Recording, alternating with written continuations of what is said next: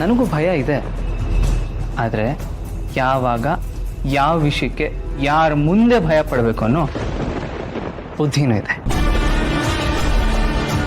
ಈಗ ಭಯ ಪಡಬೇಕಾಗಿರೋದು ನಾನಲ್ಲ, ನೀನು. ನನಗ ಭಯನ ಸಾಧ್ಯನೇ ಇಲ್ಲ. ನಾನು ಯಾವ ತಪ್ಪು ಮಾಡಿದ್ರೆ ಭಯ ಪಡಬೇಕು?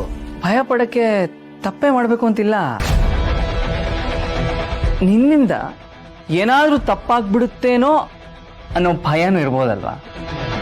ನನ್ನಿಂದ ತಪ್ಪಾಗೋದ ಸಾಧ್ಯನೇ ಇಲ್ಲ. ಹಂಗಂದ್ರೆ ನೀನು ನಿಮ್ಮ ಯಜಮಾನ್ರಿಗೆ ಇರೋ ವಿಷಯ ಹೇಳೋದಕ್ಕಾಗಲ್ಲ.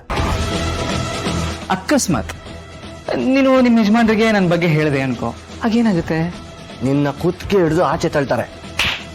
ಅಲ್ಲೇ ನೀನು ತಪ್ಪು ತಿಳ್ಕೊಂಡಿರೋದು. ನಿಮ್ಮ ಯಜಮಾನ್ರು ಈಗಾಗಲೇ ನನ್ನನ್ನು ಈ ಮನೆ ಅಳಿಯ ಅಂತ ನಂಬಿಟ್ಟಿದ್ದಾರೆ ಅಲ್ವಾ? ನಾನು ಬಂದಮೇಲೆ ತುಂಬ ಸಂತೋಷವಾಗಿದ್ದಾರೆ. ಅಕಸ್ಮಾತ್ ಅವ್ರಿಗೇನಾದರೂ ನಾನು ಈ ಮನೆ ಅಳಿಯ ಅಲ್ಲ ಅನ್ನೋದು ಗೊತ್ತಾದರೆ ಏನಾಗ್ಬೋದು? ಡಾಕ್ಟ್ರ್ ಏನು ಹೇಳಿದ್ರು ಅಂತ ನೆನಪಿದೆಯಾ? ಇನ್ಮೇಲೆ ಯಾವತ್ತೂ ಅವ್ರ ಮನಸ್ಸಿಗೆ ನೋವುವಂಥ ವಿಷಯನ ಹೇಳಬೇಡಿ. ಅವ್ರ ಮನಸ್ಸಿಗೆ ನೋವಾಗುವಂಥ ಯಾವ ವಿಷಯನೂ ಅವ್ರಿಗೆ ಹೇಳಬಾರ್ದು. ಹೇಳಿದರೆ ಹೃದಯ ನಿಂತೋಗ್ಬಿಡುತ್ತೆ ಅಂತ ಹೇಳಿಲ್ವಾ?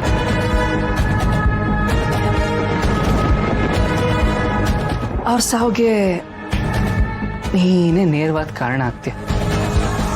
ಇಷ್ಟು ದಿನ ನಿನಗೆ ಅನ್ನ ಹಾಕಿರೋ ತಣಿಯೋರು ಅವ್ರ ಸಾವಿಗೆ ನೀನೇ ಕಾರಣ ಆದರೆ ಅದು ನಿನ್ನ ತಪ್ಪಲ್ವಾ?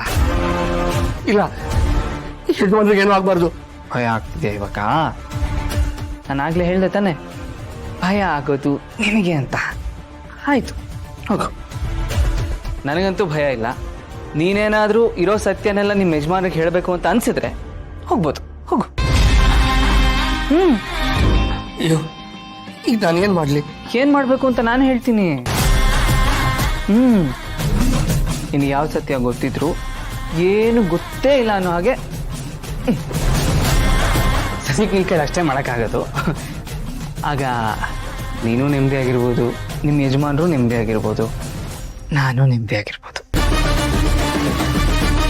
ಅಲ್ಲ?